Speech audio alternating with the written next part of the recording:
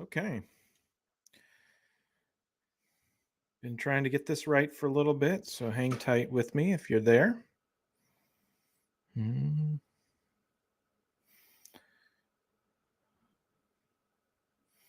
This should be a little fun little one. We won't be long.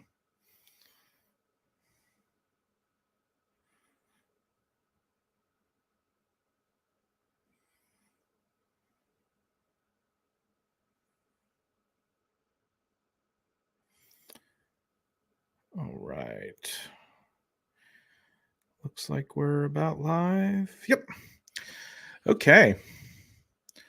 We are ha, we are live and um you see a couple things. We got advanced 3D over here. Um so that's kind of fun. And we're going to be talking about something that is near and dear to my heart is transtibial socket design and why we should eliminate the PTB bar, especially since the advent of liners. I'm going to show you a couple little pictures.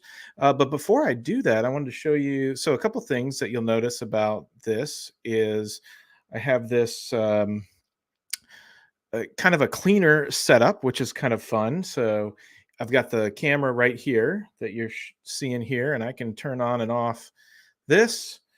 I can, and all that is being done via, let's move me out of the way. So, hello over there. Hello, everyone. So, this video board is controlling all that. So, you can see me. I'll throw up the advanced 3D up there, down here. So, this is kind of my new cleaner setup. So, you're seeing me typically out of that camera. This is a big regular monitor. It's not a TV. I have a monitor here, and then this is where I see all the different shots. And then we've got this camera over here, which I've moved my haptic device, but you'll be able to see the haptic device. I also have this view, which then allows me to do a whole bunch of other things. I can share my screen with you, and then I can be modifying in the back. So that's that camera. The other camera, I have this softbox light that has really turned out really well. It's one light, it just nice and even. I've got a green screen behind me. And then what's going to be fun here is I actually have the ability. So I have an iPad and I have an Apple TV. And so then we're going to be able to do some things like take a look at anatomy and such. So that's what we're going to do today. So the first thing that I want to start off with is something that really changed my perspective on. Let me get my key stuff back right. There we go.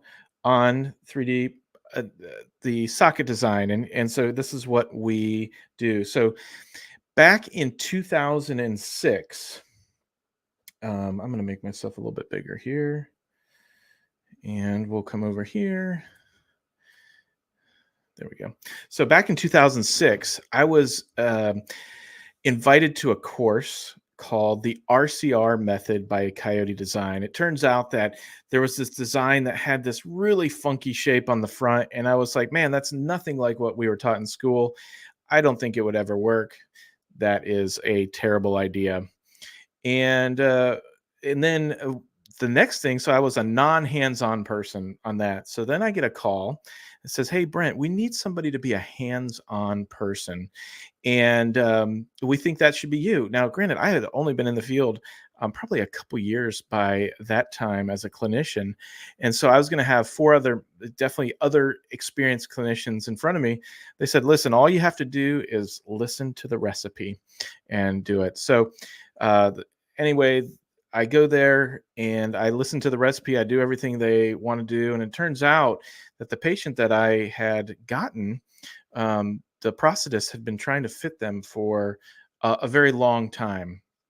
And she put her socket on, the one that I made her, and she started crying. And I was like, oh boy, I've really done it now. And she goes, no, no, no, this is the most comfortable I've ever been.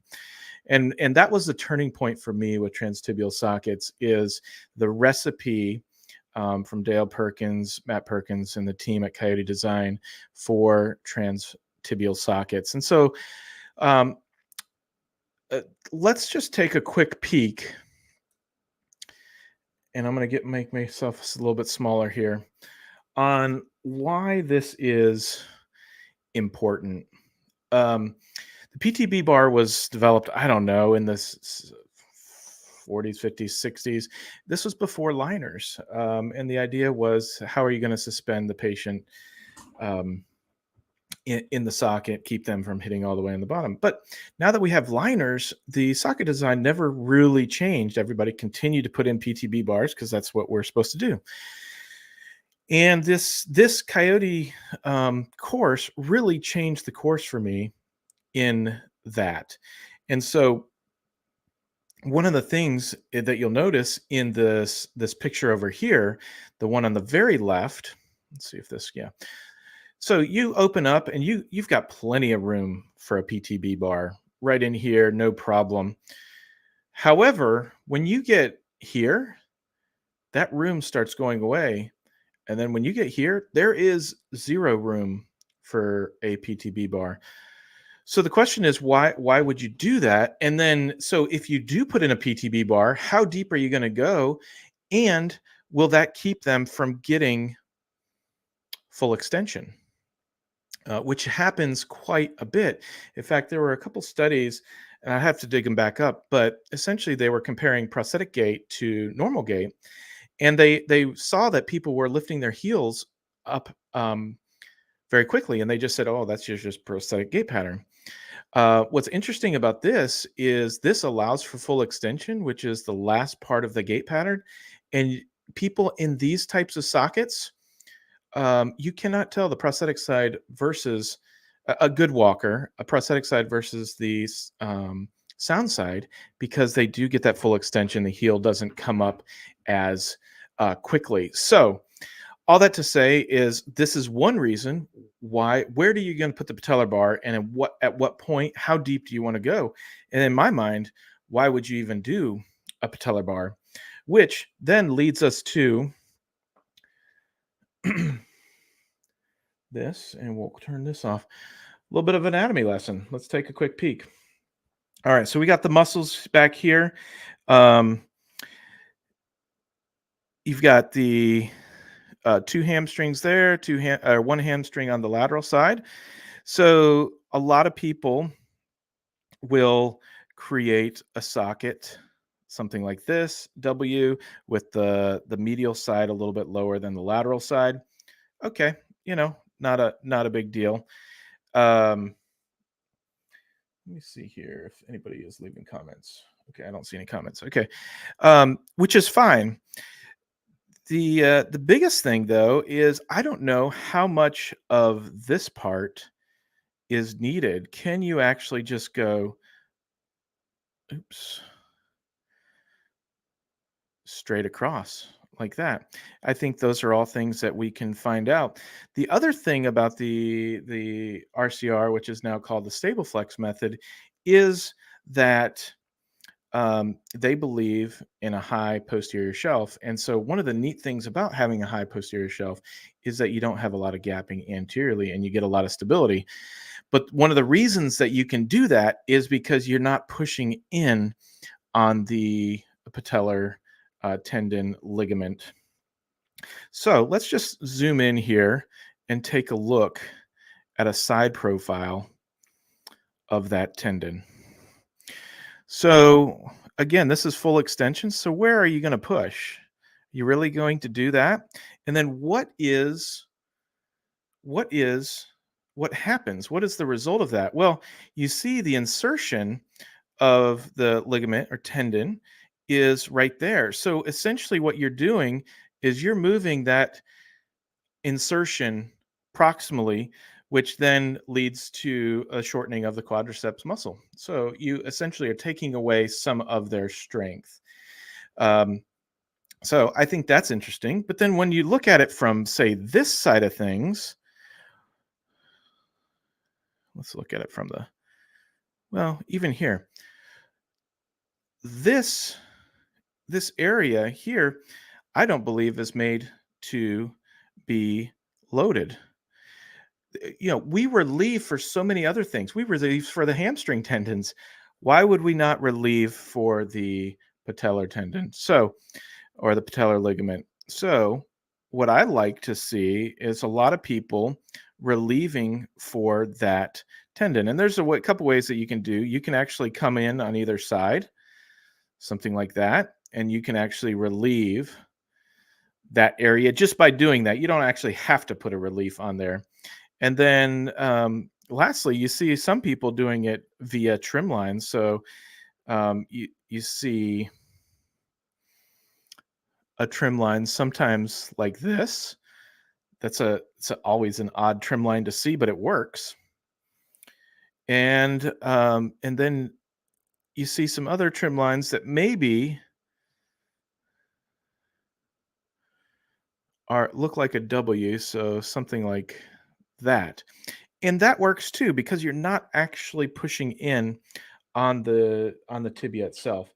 So I just find it fascinating to talk about some of that, for sure, because it's so important to me not to have that pressure over the tendon, because then you start having the normal walking pattern. So um, let me know in the comments below what you think about patellar tendon. Should we get rid of it? Should we not?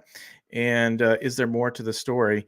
I would say obviously that's only a couple points, but there's definitely more to the story. I suggest that you go check out the stable flex socket at Coyote Design.